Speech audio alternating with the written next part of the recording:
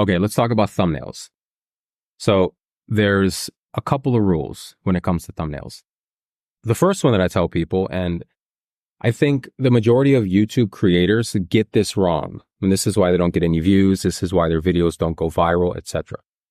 The reason is because they're making their thumbnails after they make their video. They create their video, they write the script, they have the voiceover, and then they create the thumbnail to match the video, which is wrong.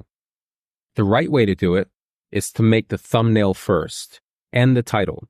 It's to build the video around the thumbnail and title. Me personally, I always create the thumbnail first, and then I come up with the title, and then I write the video after.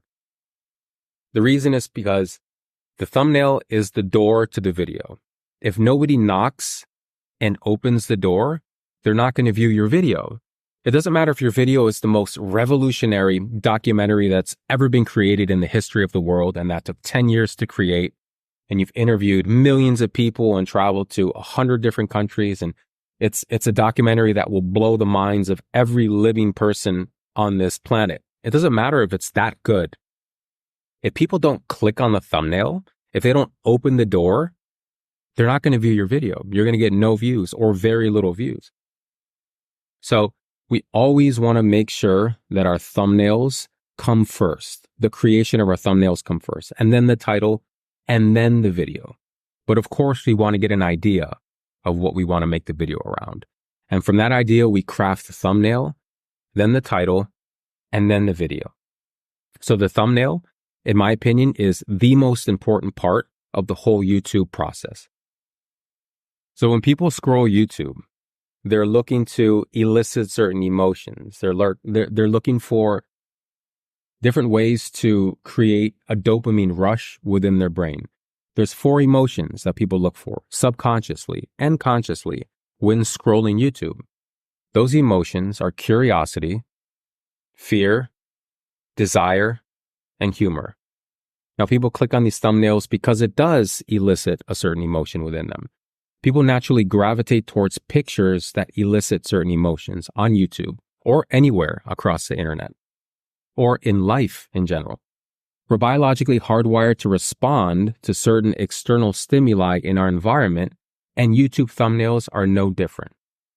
While we scroll social media, our eyes are attracted to certain things depending on their nature, arrangement, color, and how they make us feel.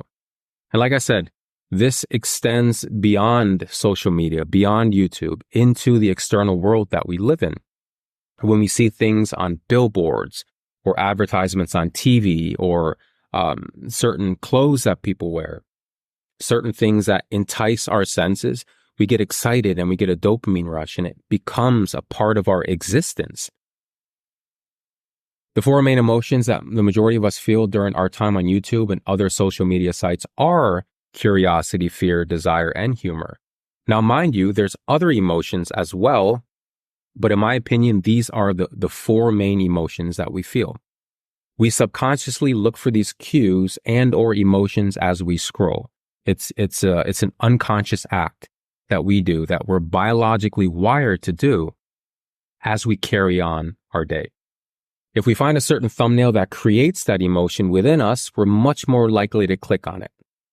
And again, 4 emotions. And please remember this. These are very important. Curiosity, fear, desire, and humor. So the 4 emotions are extremely important. And now let's take a look at exactly what they are. Let's dive into the 4 emotions a little bit deeper and cover some example thumbnails of those that elicit them.